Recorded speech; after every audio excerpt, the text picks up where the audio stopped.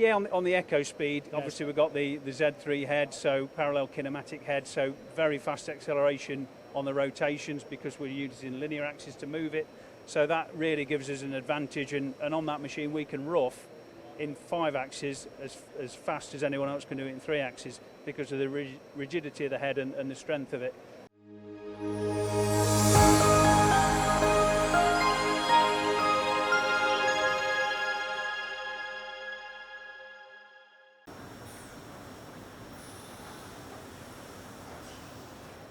So when it comes to aerospace, this is the man in the know.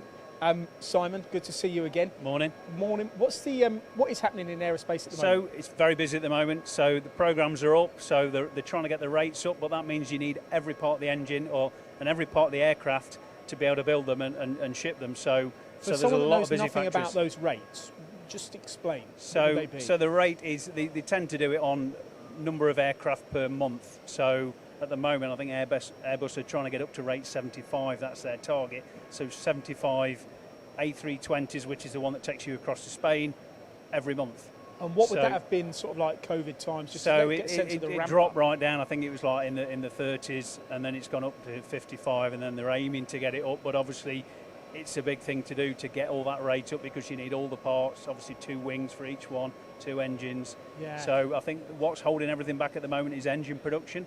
So they've got enough airframes, but the engines. But again, it's every nut and bolt, every turbine blade, every disc, every casing. And when it comes to that then, the Starrag Group, the machines within the portfolio, obviously there's a fair few that are involved in the aerospace machining.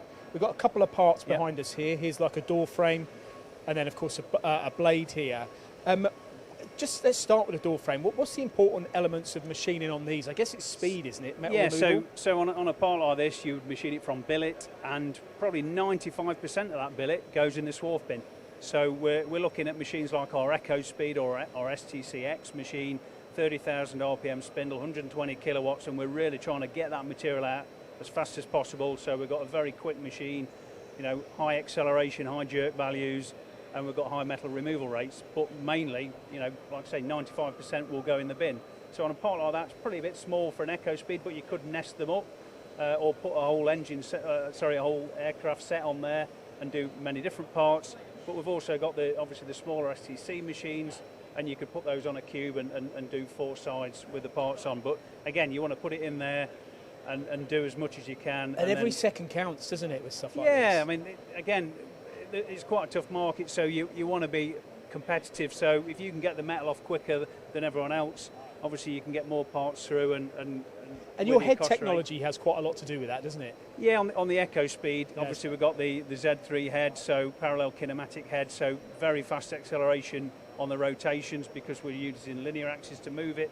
So that really gives us an advantage, and on that machine we can rough in 5 axes as fast as anyone else can do it in 3 axes because of the rigidity of the head and the strength of it. And then these, of course, these the plane flies. Yeah, so compressor blades. So again, we've got the LX machines for this, so we can range from very small blades, as big as your thumbnail or your fingernail in some of the new drone engines, and then we're going right up. We can go up to, I think, 2.5 meters in length on a blade for probably steam turbines, but and everything in between. So whether it's nickel or titanium or steel, we've got a machine concept that does all that. And within the group, what's the percentage of aerospace kind of machine sales? Is there a way of easily... It's about 50%. Is it really?